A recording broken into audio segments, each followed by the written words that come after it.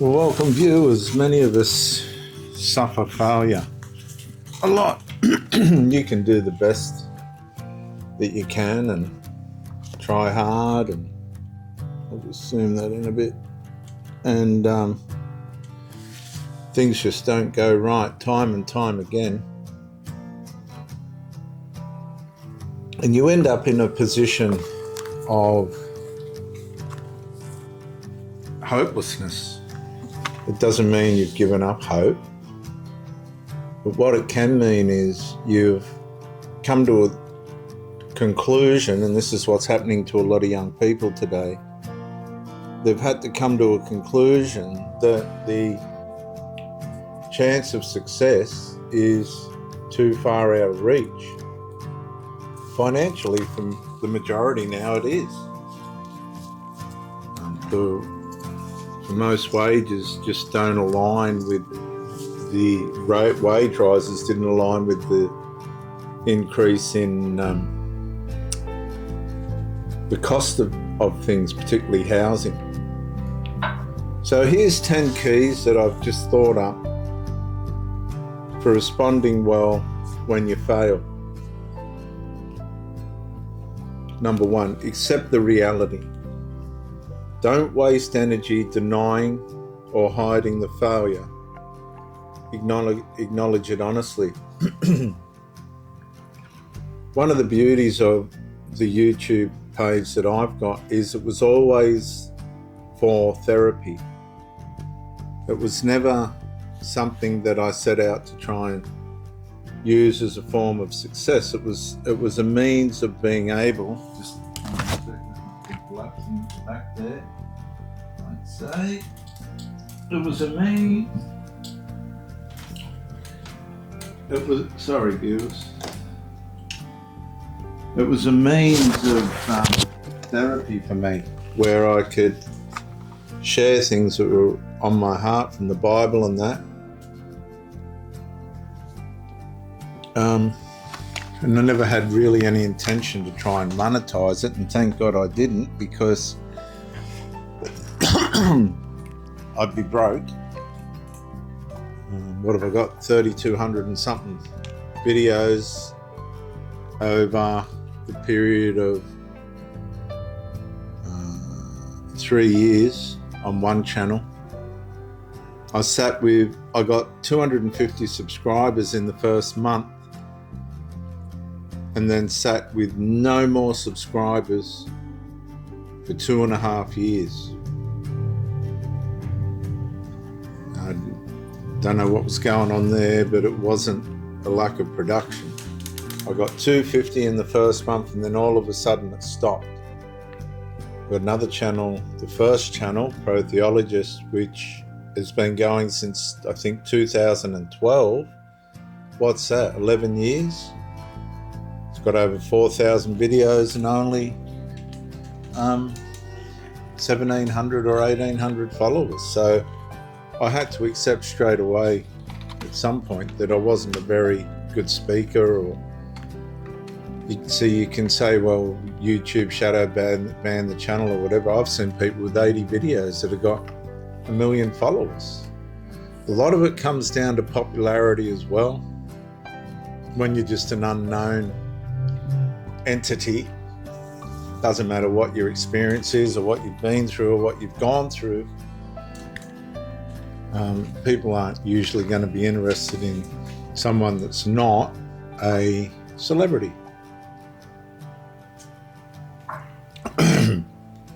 So those of you that have a channel and it's not succeeding the way that you would have thought, because during the course of my journey I've seen many come and go, some successful, some unsuccessful, do it for your own therapy. Not selfishly, but just inclusively. Include your therapy within your outlines.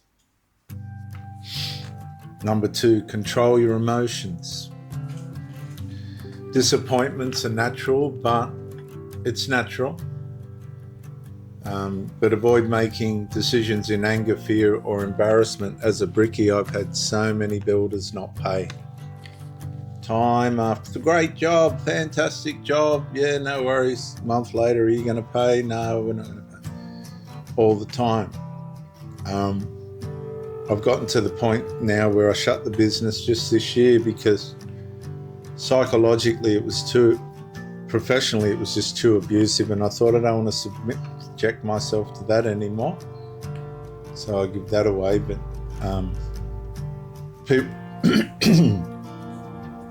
people would say, well, are you going to go pull it down or are you going to go wreck it? Well, two wrongs don't make a right.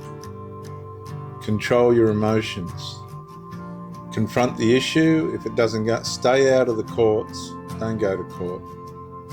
By the time you've paid all the court fees and got the little measly bit that you might get, it's not worth it. I lost $250,000 in one go on the Central Coast Highway. I never went to court because I was never going to get anything back. So why would you spend more money? For the women that are fighting these laws, these Julia Gillard laws in Australia, don't go to court. Do not go to court, because the law's set in stone at the moment. The ideologists, the transgenderists, have the same rights as biological women. It's written in law. So the law will not treat you unjustly if you come out and you lose a case, as in the instance of Sal Grover and some other people that have been put into court situations in this instance. The court's got to favour the law, and the law says that transgenderists have the same legal rights as biological women. That's not moral, that's not right, and there's a whole story behind how that got put into law. But you've got to keep your emotions. Stay out of the courts. Stay out of the court system. Number 3, take responsibility. If you fail, you might have had a marriage and it fails. The first person that you need to examine is yourself. I've never not been paid for a job except that for it being, if it was bad. My work has been good and should have been paid for on examination. There was a job where it poured rain. It was a little 4-brick job in the side of a wall, and it poured with rain, and I said to the person, you don't have to pay for that. They didn't pay. So the first person you've got to examine is yourself. Where could I have done better? Where could I have been better? Particularly in marriage instances and things like that. Doesn't mean you have to be cruel to yourself, but you have to face yourself, and if you can find those responsibilities and accountabilities that you need to step up for, then you're going to be maturing. Identity, the part you could control instead of blaming circumstances on others. We live in a society today where people want to blame everyone else. Learn the lessons, whether you're right or wrong, learn the lessons.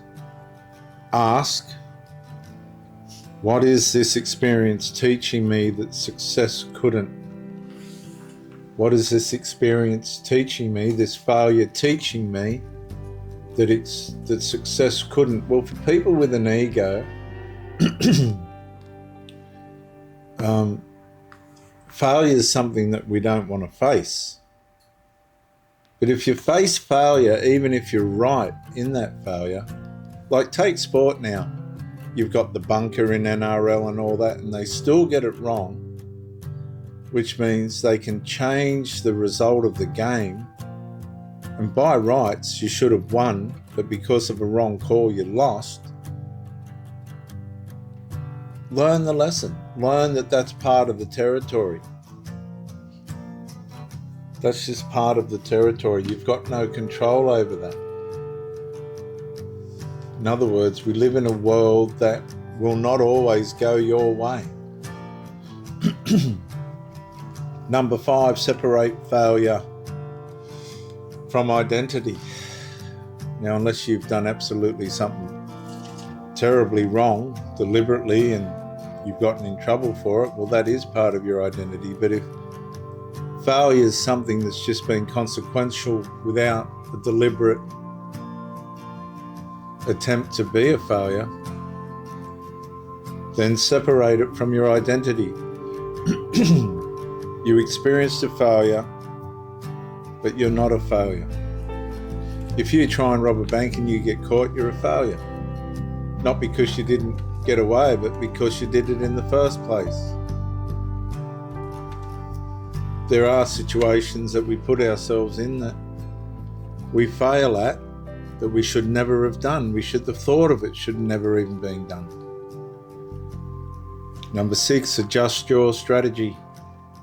If one approach didn't work, refine the plan rather than abandoning the goal. And if you don't think it's something you should be doing, if you've just made up an idea for yourself and you're trying to, because a lot of positive thinking will tell you to push on, and you're just pushing on and it's really not something that you should be doing, adjust your strategy. Adjust your strategy. Sometimes it's better to give in than push on. Sometimes you need to push on. If one approach didn't work, refine the plan rather than abandoning the goal. And if refining the plan doesn't help the goal, then that's probably when you have to go, well, I don't want to get any deeper. I don't want to get into any more trouble. I'll abandon it. Number 7, stay consistent. Now, sometimes mentally you can get a real battering when failure just keeps haunting you all the time. How did that happen? How did this happen? Why did that happen? That shouldn't have happened. I this, that, and all the other. Stay consistent. Progress usually comes from counting and continuing to act after setbacks, not from never failing. So failure is a certainty. Work out why it's happened. Should you be in that position, or should you just get out? Seek wise feedback. Sometimes when we fail, we go around trying to justify ourselves. That's the part where you don't grow, where people get into trouble. Sometimes you've got to stop and find that place where you can see yourself in the mirror and be able to say, right, this has cost me a lot. I've hurt people, I've whatever. Now, I'm determined to not let that happen again, or not fail in that way again.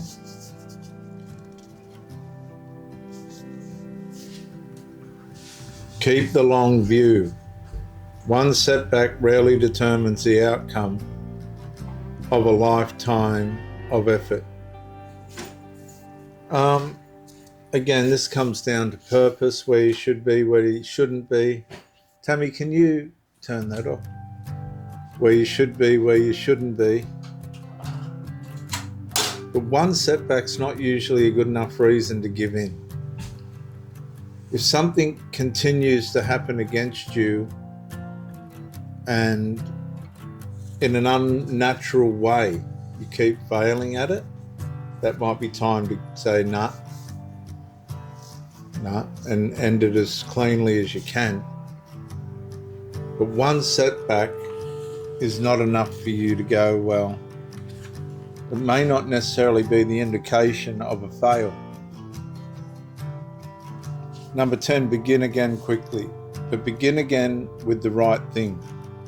The sooner you apply what you've learned, the sooner failure becomes part of your growth rather than your destruction.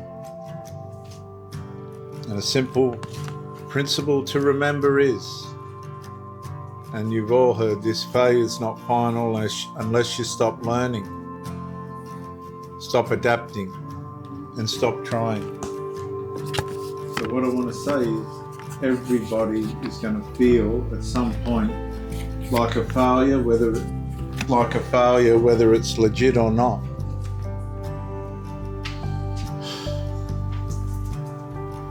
And somehow, some way, you've got to find a way to come out of that situation. And if there's no way out, which a lot of people are finding themselves in now, this is the thing. This is an unprecedented time in history in Australia where the greed and the cost has risen so quickly and so violently for people.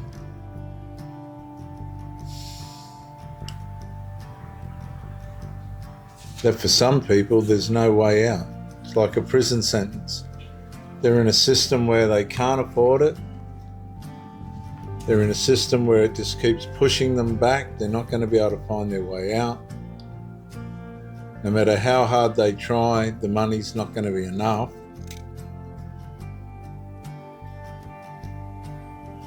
And the setbacks are just daily.